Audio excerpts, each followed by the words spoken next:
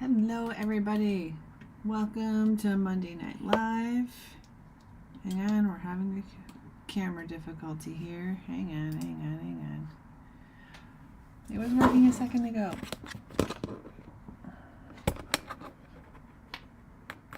Come on, you. Hi everyone. Oh, we're gonna restart my phone. Super! Okay. Freaked out my phone. Okay, we're just gonna let that do its thing for a second. Yeah, camera incoming, I hope. I haven't fried my phone.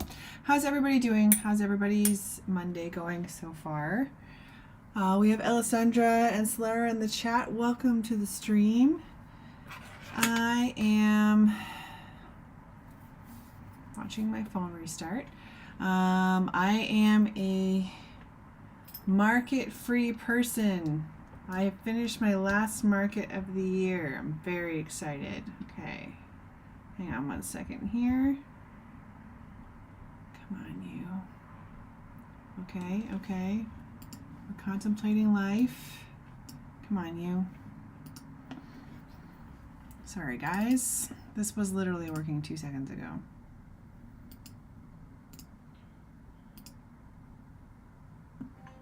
Come on, you. Oh, we're thinking about it. Come on, you. There it is. Okay. Sorry about that, everyone. It was working. And then I added a bunch of stuff to my phone, and it freaked out. She's on her way up. Okay. Hang on. Everything just slowed down. Hang on. Okay. Hopefully we're good now. Something weird's happening. Sorry, guys. Come on, technology. Play the game yet? Okay. Okay, we might be good. Yikes. Freaked everything out there for a second. Okay. Welcome to Monday Night Live. Like I said, we have Alessandra and Solara in the chat. Alessandra's still at work. That's chaos. You should take Mondays off like me. Okay, so this is the last stream Saturday for the collaboration Joker card between myself and Mr. DTM. I am so excited with how this came out. So, if you watched this morning, DTM at 8:30 did his stream. He did an amazing stream, so if you missed it, go back and check it out because he gave a lot of really amazing coloring tips on how to digitally color these. So the idea of what's going to happen here is once this card is finalized, like I know I have a couple little things I want to adjust, and I know DTM does as well. Wants to lay it out, and I don't know if we're going to do like a final layout or any borders or anything. That's what we're going to discuss. But we are going to build a Behance project for both of us, so you can follow. If you follow both of us, you'll have lots of places to get it. But when this is all finished and ready to go, we are going to be putting this available up on Behance from the project. You can download the page to either print or use. Either print it or use digitally. So a lot of DTM suggestions today were on really fun ways to use coloring pages digitally, which I think is so much fun. So definitely go back and check out his stream. So all of Dan's line art was finished yesterday, and then he updated our saved file to include this when we see you again with a new project. But for between me and Dan, I'm not sure. We're going to keep talking, I think, because I think both of us really liked this project, and both of us kind of really love the idea of a playing card. Me, I'm going to be back with tarot cards, man. So it's just been a couple weeks of a bit of a break, but then we'll be back with tarot cards next. Don't worry, I'm going nowhere. So yesterday, DTM updated our shared file with his fabulous line art. Check out this guy. How amazing is that? Beautiful line art. Amazing art, great character to work off of, and all this great line work too. So this really inspired me. So this afternoon I was working quite a bit on my line art, which is on the flip side here. And we worked through some of her pieces here to get things clarified. So I tried to balance some of the style off of what DTM had done here with a lot of these finer lines, but a lot of the heavier lines as well with not as much pressure on those. So I can make sure to lay out my sections in a similar way so that they weren't too different. And I actually see a line I missed, so let's grab that while I'm thinking I can see it. So some of these kind of more prominent lines, oh, I don't want the pressure on.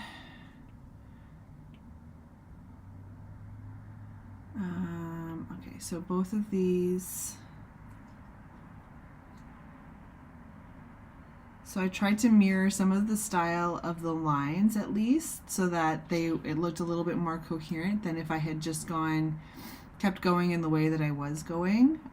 Our styles luckily aren't too dramatically different, so they complement each other actually really nicely.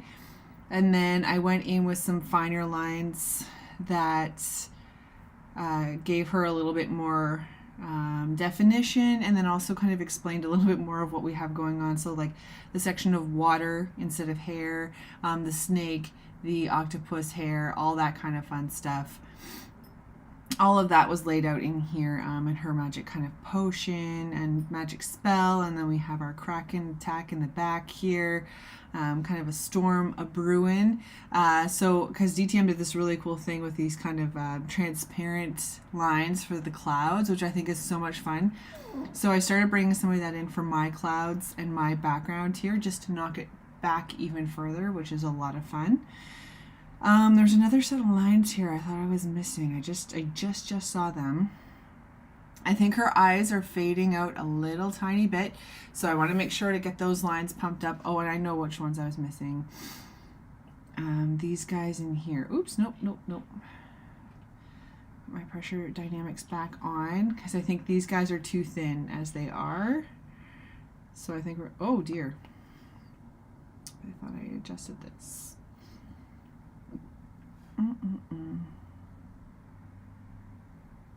I think something like this.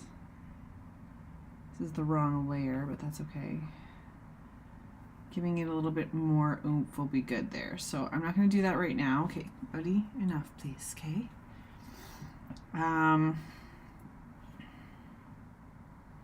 So yeah, a lot of fun happening here. And she's got her paintbrush, so she's ready to go. All this kind of madness.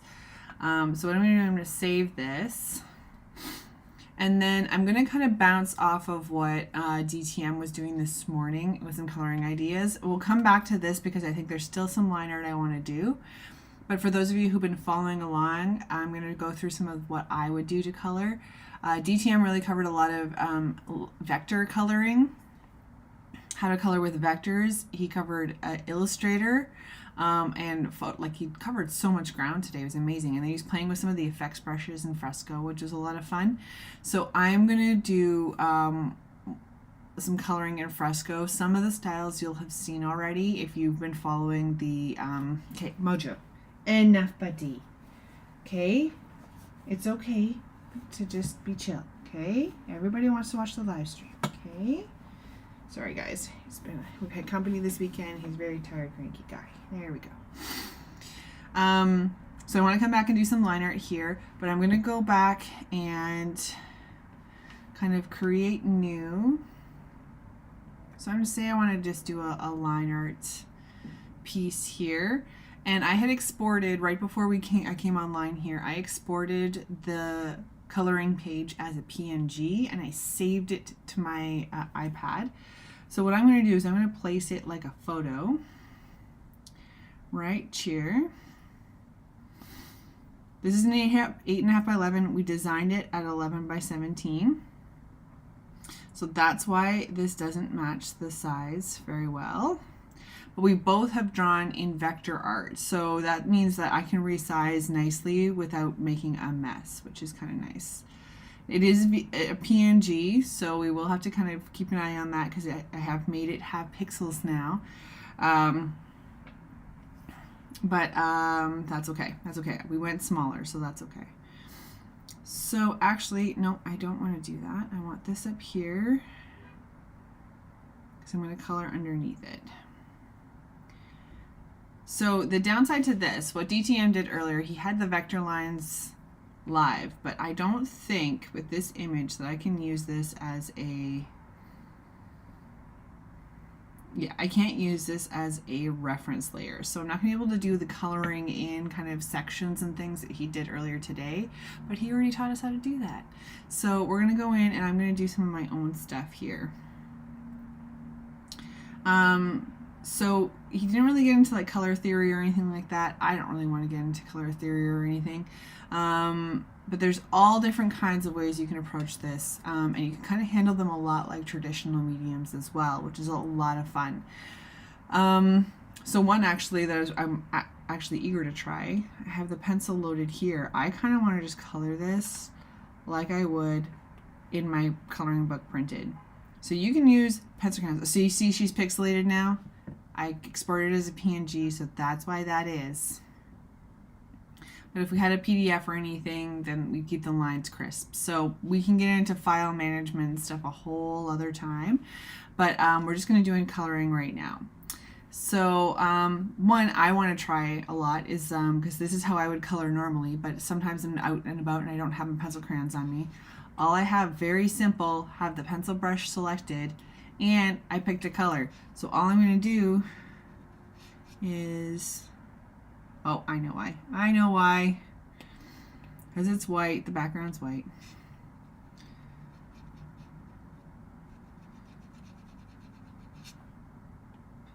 I'm going to bring it down to a 2.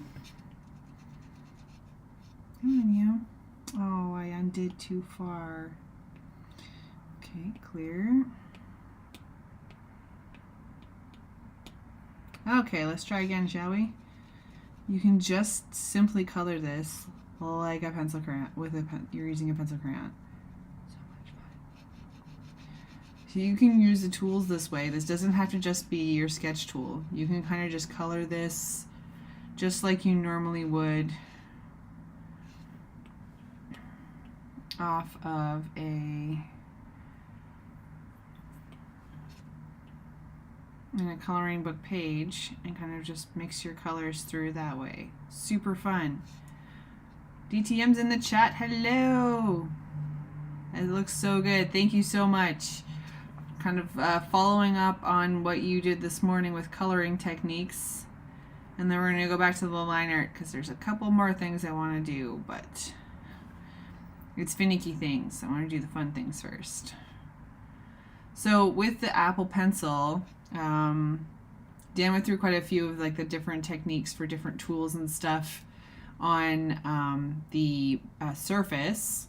With the Apple Pencil, you can do the kind of angle dynamics as well. So if in the bottom left, you can see right now I just have the pencil like straight on, or you can hold it to the side and get that kind of really cool dynamic. And I have my pressure dynamics on this tool, so that's where I'm getting that build up that feels very similar to how I would kind of color with my own pencil crayons. I don't have my multiple colors that I usually like flicking through my fingers, but we're getting a lot of fun here. So pressure dynamics, like I'm actually very impressed with this brush because it feels very similar, like short of the scratchiness and me needing to sharpen my pencil every 5 minutes. It feels very similar to what I would do for coloring. So even digitally, you can still have this be just like a normal coloring page if you want to, which is a lot of fun. There's also so many different tools. If you wanted to go to like ink, there's different like brush, pen, ink roller. So if I went in here, like that's a really big brush, but if I bring it down, you might be able to be like your coloring here, throwing in some really fun sections of color here, and you don't have to be extra fancy with it. You can go outside the lines if you want. It's okay. So all these different possibilities here for the media, just super cool. Keys is in the chat. Welcome to the stream. Okay. Please stop. Okay. So you can really pull this together. There's so many different tools. I know Dan was showing us some of the really fun, like the comic ones. It's so much fun. These half tones and things going through here. So actually this would be really fun if I had it at kind of a blue and fill, oh, not like that one though. Not that one. Yikes. Too aggressive to be filling up the space.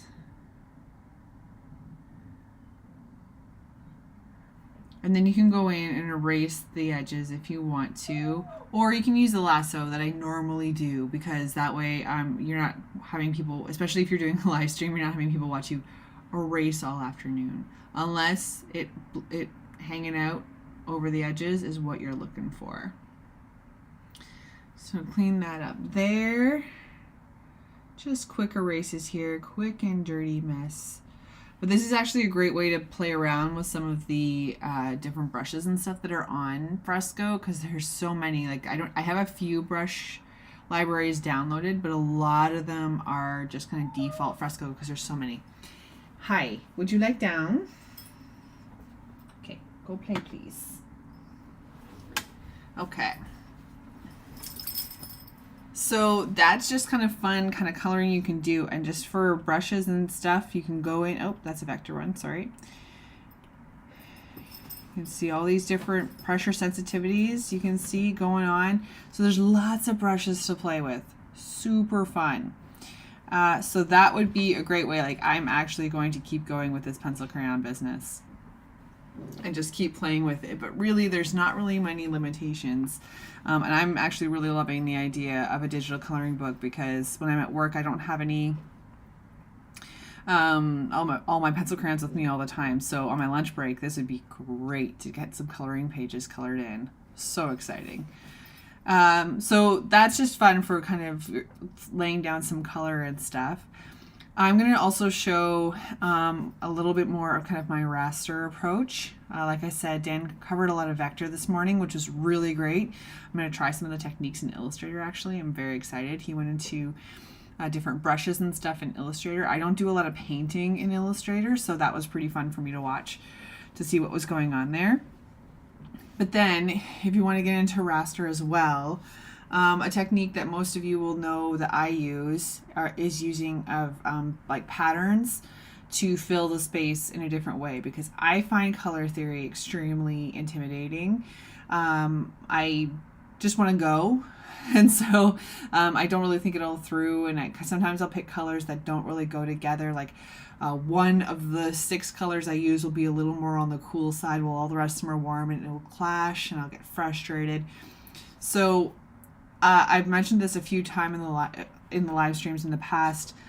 I started doing this when I started doing pieces in the pandemic, and but I don't remember why or how I thought to do this. Maybe because like I was going to use these paper patterns to cut things out. Let's see if I have some different ones we can play with here. This one, yeah, let's do that. So different. I think because I was going to use them as actual cutouts and cut paper cutouts and stuff for building some projects that I had been thinking about at the time, but then I didn't really have the tools for it and I wanted to play with it digitally, so I think that's where the scanning of the papers came in and using them digitally. So I have a few other paper patterns. I won't go into the ones that we've been using all the time. Some of you who are regular streamers have seen me use some of the same patterns a lot, so let's mix it up a bit. I had scanned these papers in for another project. It's not quite scanned. My scanner wasn't working, so they're photos, so they're not the best, but it's a really cool texture. It's a very toothy paper that I took this from, so it has a fun texture. So it kind of, I like to use this instead of starting with flat colors, because it starts with some texture, it gets the paper dirty, it gets it going, because I find white paper can be really intimidating to some people. And throwing down one quick color or just a little bit, it still doesn't look complete and can be a point of frustration for some people. So this way, these have multicolors, they have a pattern, they have a dynamic, they have a way to fill the page, and part of the page at least, in a way that kind of just like gets the ball rolling, which is a lot of fun. So what I did, just placed this in here in fresco. We're doing all of our stuff in fresco today. I placed the paper pattern. Make sure that the pattern covers all of your lines are all covered by the paper pattern, because following this technique, if any of it's hanging around on the edges, if you're revealing that part, you're going to get that white edge border there. So just make sure all your lines are covered with your paper pattern when you do this. And then I create an empty mask, and rather than erasing everything out of the way, I invert the mask, so now it's all hidden. So I'm just going to turn this layer off for now, because I think this will be fun for her watery hair. So we're going to reveal the layer, and you can use any brush for a reveal. I'm just going to use a basic hard round brush here because I just want to fill the space. But if you wanted some of this paper pattern to peek out in kind of like a different pattern on top of the pattern, that would be great too. Like an ink splatter or something. Actually, let's play with that for a sec. If we did like an ink stain, you can see it's going to come through in that kind of pattern. So lots of potential there for clouds and things like that. For right now, I'm just going to throw down some basic hard round brushes. I want this to be a kind of a hard line rather than a soft kind of a soft opacity one. But we're going to have that pixely edge. So that's something to keep in mind when you're building with these, is you're going to have a pixely edge. As you can see, not a huge big deal here, but when we zoom in, can be kind of an issue. So just something to keep in mind when you're doing your builds. And then what you can do, you can kind of just color in the whole space if you want to, or do kind of a quick outline here. I won't be too fussy about it.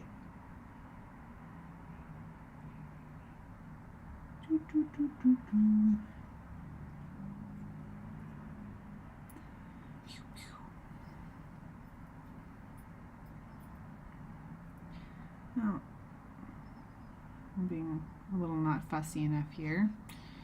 There we go. As long as you make sure it's a closed shape, that we have everything kind of sorted out here, then you can use the the paint bucket and just sit it in the middle. Now you can see there's a bit of an edge here. That's our color margin. You can see that white pixel little bit there. That's our color margin. So we can boost that up a little bit, and now you can see it's kind of slowly disappearing. Because we used a big brush stroke, we can really push this pretty far.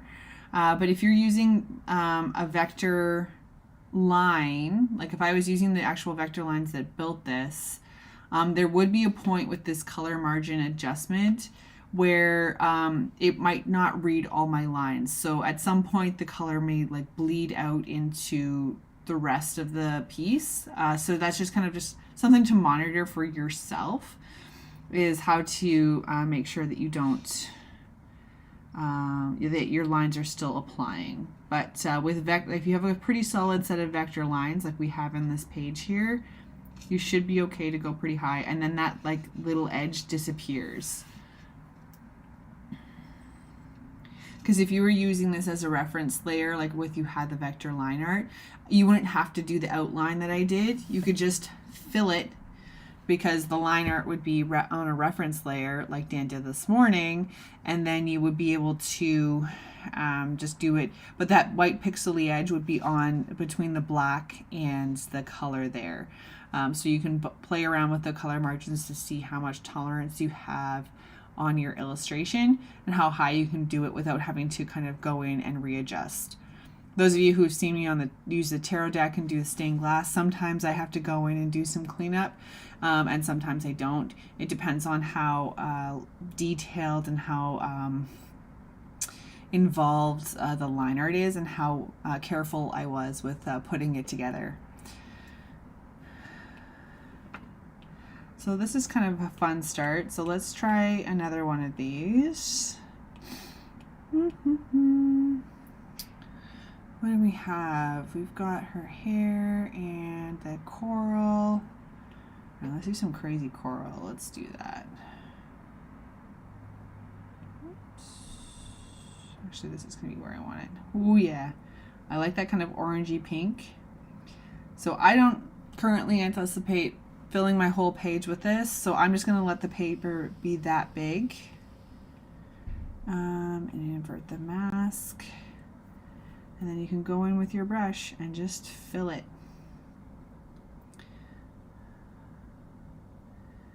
So if you're finding that you're like intimidated by throwing down just flat colors, you can always find a different way to get different palettes across. So there's different ways you can find palettes.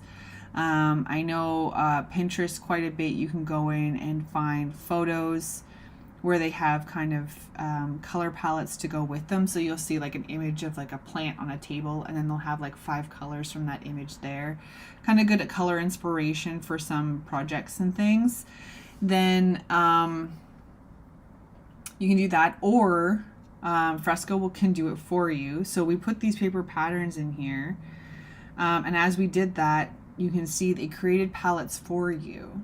So if you have, if you're not sure where to start with some colors, and you have a photo or an image of some kind from the internet that has the palette that you want to be using, like say this middle one here is like, that's kind of where I want to start, put that image right in your Fresco on your canvas, and it will create this palette for you. So that's something that you can use right away, and it's creating it for you. And then you can use some of the blues to say like you want to use this blue, but you want it to be a little darker. That's where you can go in and start kind of messing around with it a little bit and picking a different color. But at least you have a really good starting point with that. So that's where those palettes came from. And then if you're going to use the papers like I've been using, the paper collection that I tend to be using lately all came together in a set. So they were already kind of designed to go together. Same with this one here. The colors are a little bit more dramatic, but they are meant to go together. So you at least have some designs or patterns, some consistency across the board to ensure that things kind of line up a little bit while you're playing around with the different colors. And all you have to do here with the mask, all you're doing is hiding that mask away, kind of creating a window back into that paper pattern. So if you go a little bit over the edge, that's okay. You don't erase it. Just go in to hide the layer and just pull it back. That way it's there if you need it, but gone if you don't. And then let's do one more. So when you're switching between your mask and your layer, all you have to do is swipe left and right. So the black and white mask there, that's showing your mask. So that's your hiding and your showing. So the white part that you see in that black part is the window that you're creating. And then the black part is what's hiding everything else. You can invert those masks. Like if I want to invert that mask, now everything except for what I did is there. So if you find it would be easier to, if I say the way my brain worked for designing things was to hide those away and then invert the mask, it's all there for you to look at and try. So I'm going to throw one more of these in here, and then we'll throw some shading over top to show how I kind of get these to work together. So what did I use? I used pink, so let's maybe throw a yellow in here. Yeah, see, these were a photo, so there's some big shadows and stuff in these, which is unfortunate. I'll need to do a rescan here for sure. I'm not scaling these at the same rate, so the little, like the texture that's on them is going to be a little bit different. I'm not too worried about that for right now. Cool coloring techniques. Thank you so much. Over on the YouTube, we are on YouTube, Facebook, and Behance this afternoon. So if you are looking for us or you have a friend who would be interested, send them to all of the links. They're all in the chat below on Behance. I don't know if my YouTube one is up to date. I don't know that it is. Okay, that's something I have to do. Okay, phew. Before Behance shuts down, I gotta get that one done. What is happening? What do you mean this has ended? Come on, you. Nope, nope, nope. Thank you.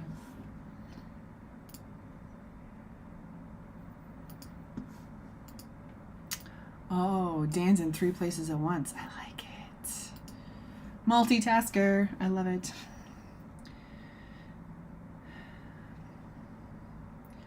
So this is a really good way to get some kind of cool effects. You don't have to use paper patterns. You can use photos if this interests you. You can use like landscapes. You can use different kinds of textures rather than paper. You could use, I took quite a few like texture photos and stuff in the past for different things at work. So like different concrete layouts or fences, things like that. So you can apply all that kind of stuff.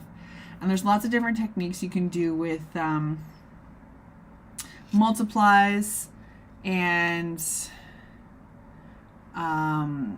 overlays and all that kind of fun stuff. So if you play with these effects all over the place, then that opens a pile of doors for you as well. So definitely keep it going.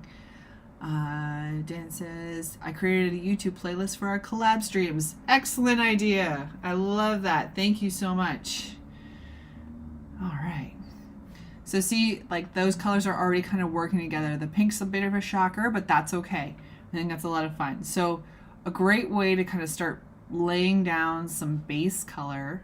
Super fun. And then, so all of those, when you put an image into Fresco, it's going to automatically put it on its own layer.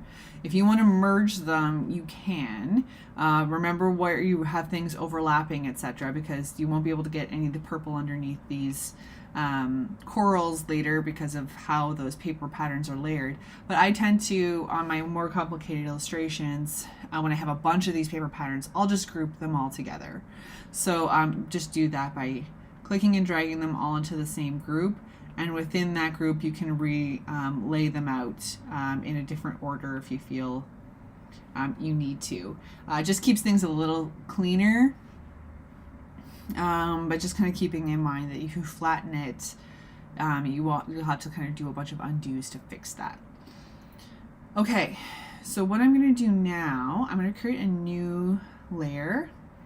And I want this one to be an overlay layer because I want the paper pattern to still peek through, especially with this really cool toothy texture I have going on here. I want to leverage that where I can.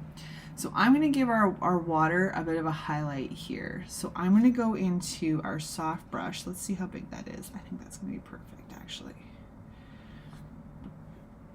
And I'm going to use our layer and just make sure it's over top of your paper patterns. Otherwise you won't be able to see it, or the effect will hit differently. Okay, so then we're going to do, so all I'm just going to do, just using the soft round opacity brush at 110. I like to have a bigger brush when that happens, when I'm using this one, just because I like to have the gradient be there. And then I'm just going to erase away some of this. I have a few different ways I like to do this, so I'll show you a few. But I'm just going to create that hard edge. I have the hard round variable eraser here, so there's a pressure sensitivity element to it. So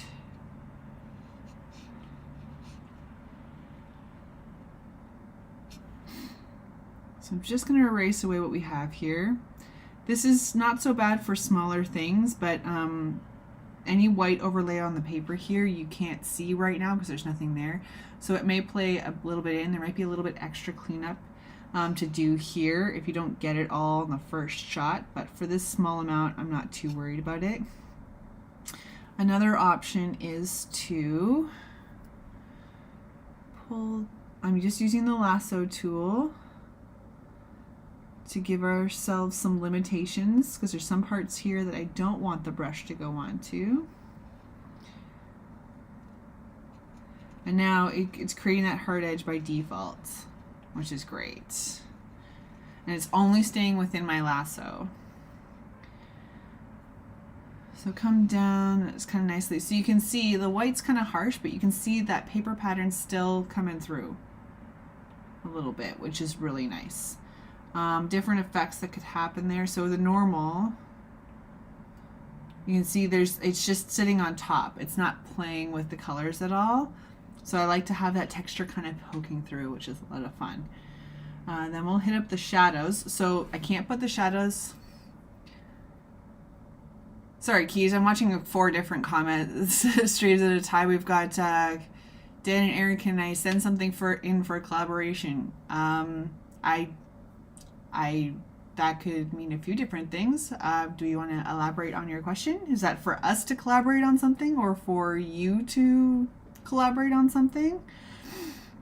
The next layer is, I want to create a new one, and but I want the shadows to work this time, so I want it to be a multiply. Again, I usually use overlay and I use multiply. Those are just kind of my standard go-tos, but the color burn does a lot of really fun things. All of these do a lot of really great things. So when I'm experimenting with a piece a little bit more, I'll kind of I'll put the color down first, and then play with these hard light, soft light, because some of them will kind of like play off a little differently, and sometimes I want 2 or 3 layers going through. Yes, Keys, discuss. Okay, so white's not going to work for the multiply. So I'm going to pick one of the colors that was from that paper pattern. So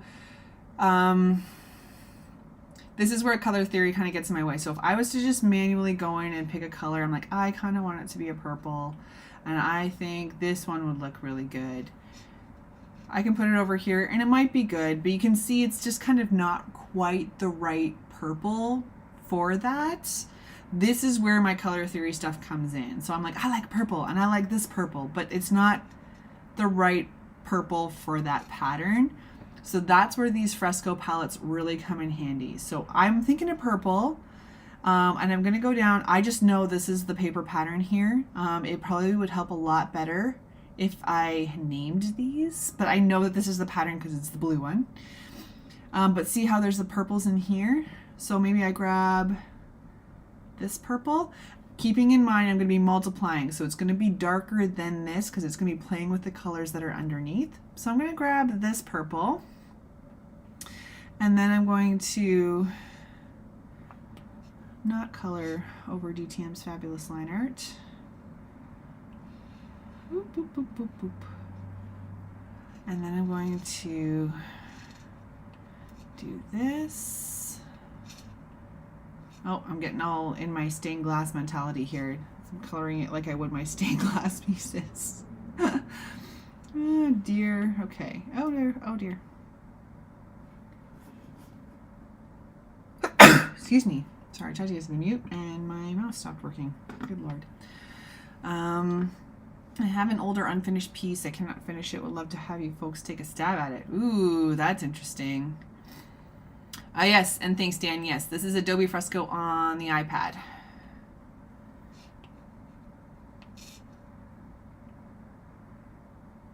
Oh, again, I'm getting into my stained glass ways here, pulling it a little too far from the edge. But now you can see that that purple plays the game a little bit better. So if I still found that it wasn't quite dark enough, I could have chosen that color from that palette and then played around with it here, at least as a starting point. So I could have pulled it down here and been like, oh, okay, have it be a little bit darker, something like that. Or, oh, I like that color, but I want it to be a lighter purple. You can play it, but at least it's a starting point with kind of most of the right kind of blues or blacks and all that kind of stuff in it. I'm not picking something that has too much of different things going on.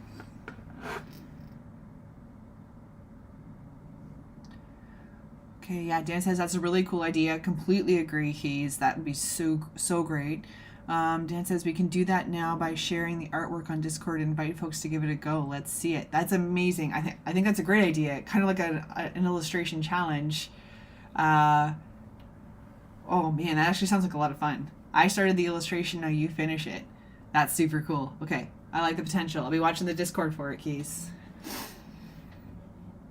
Because, like, you know that there's like those paint nights that you can do where it's like you don't just work on one painting the whole time.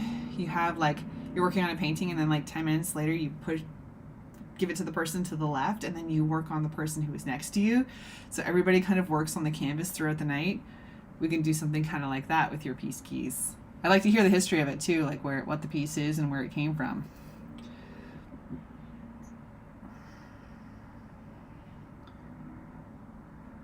Oh my gosh, how's it 7:45 already? That's madness. Okay.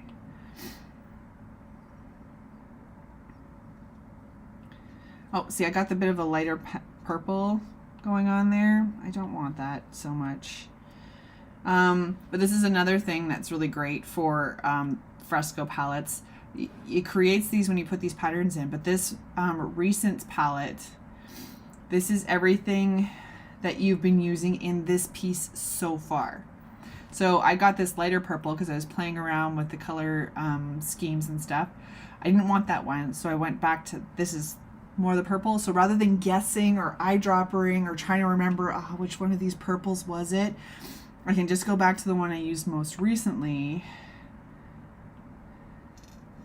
and then apply it in without guessing and having 10 different purples that kind of clash with one another. So another fun way to kind of like color your pieces in. I'm sure Daniel would love it. Has something to do with Mayan Aztec myth and history. But it would be nice to have if it had your texturing. It's super cool. Lots of potential. Could be a lot of fun.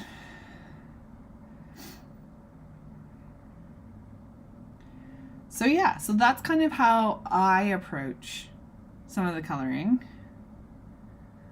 What is the difference between Fresco and Procreate? They're both very similar. I've never used Procreate, so if those of you in the chat have used Procreate, any key things? I remember there being something about a layer limitation on at least the free Procreate, which would not work for me very well.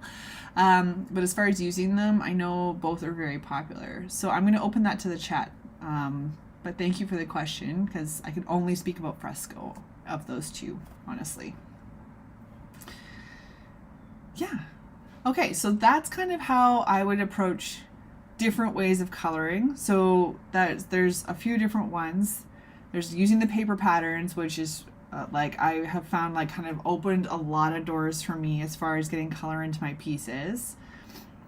And then there's just playing around with brushes or just coloring like pencil crayon.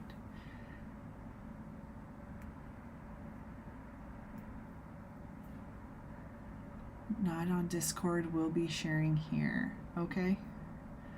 Okay, keep us posted. Are you sharing it like in the group that we have? Maybe? Or in a project and you can send us a link.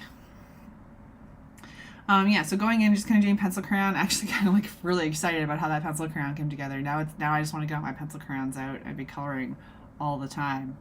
But those are some of the approaches that I would take with coloring a coloring page digitally. And all of these were in Fresco.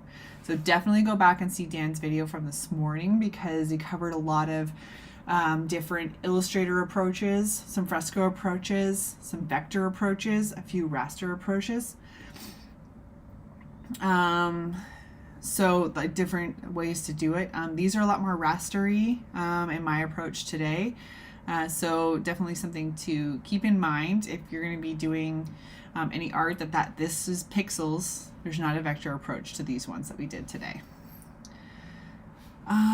So I'm going to go back to the actual file here. So Dan says Procreate is a raster only art program. Fresco has vector and the files are interchangeable with Photoshop. Plus you can export them from Fresco to Illustrator directly. Yes, the vector element is huge. I love the vector element. I don't want to spoil it more than I've already done. There's no rushes there. We'll work something out. Perfect. Sounds good. I just don't want to lose the train of thought. Okay. So check this out. How fun is this Joker card? So all the red line art, or the brownish line art we've got from DTM. I love this kind of texture, like this transparency layering that's happening here. So much fun. So much fun. So I was inspired to include that in my piece as well. In the background a little bit. Her hair takes over like a lot. She's got busy hair. But it came out pretty nicely, if I do say so myself. Now I've made a very large mess here, so let's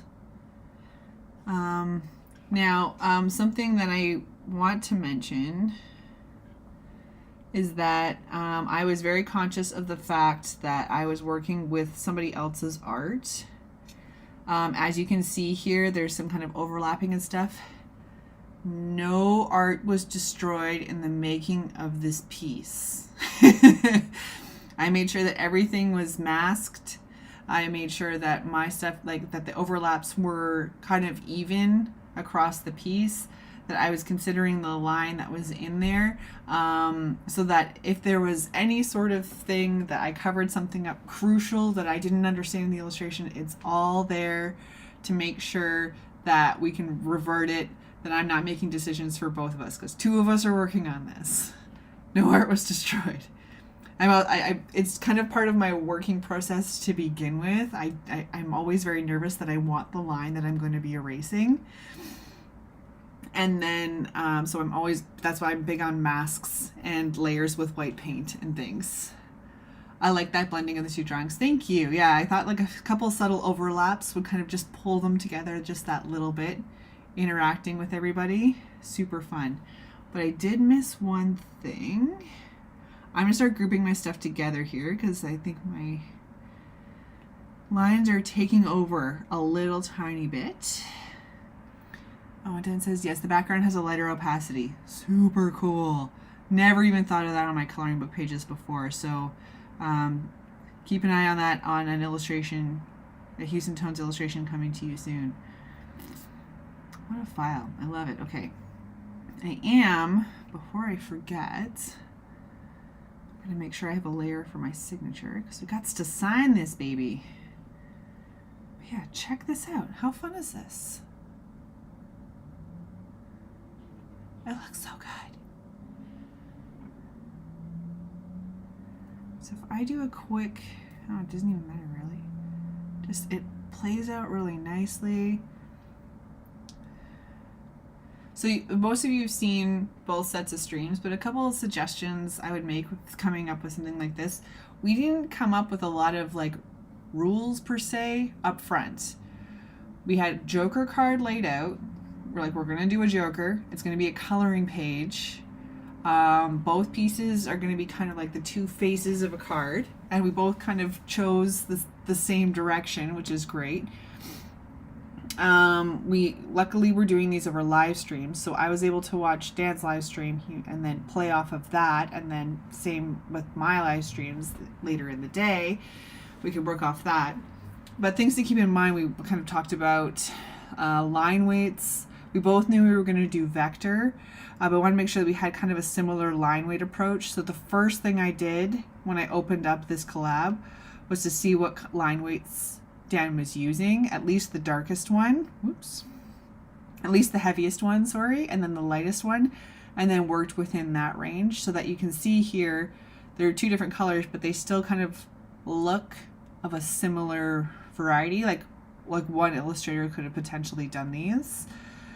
And then just kind of took styles from different things to kind of play them off so that they worked together while still both being in each of our own styles, which is super fun.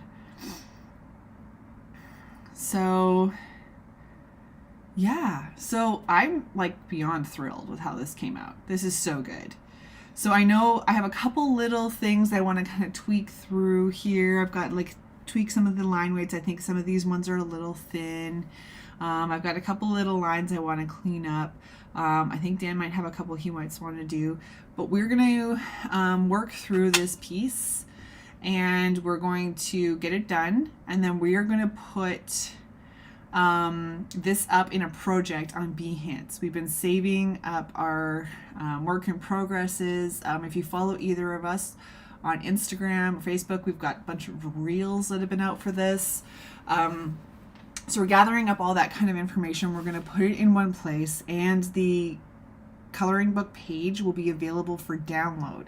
So make sure you follow DTM on Delta Tango Mike, and keep an eye out for when you can download on his side, or at my Instagram at hues.and.tones on Instagram, and we're going to be letting you guys know where you can download this page. You'll be able to download.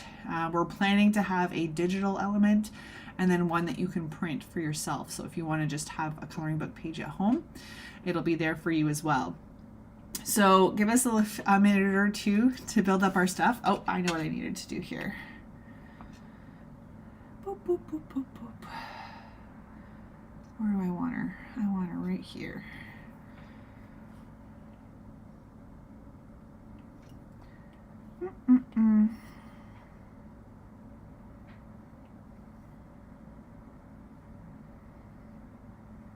Oh, I'm not used to these brushes. I actually have one of these saved, but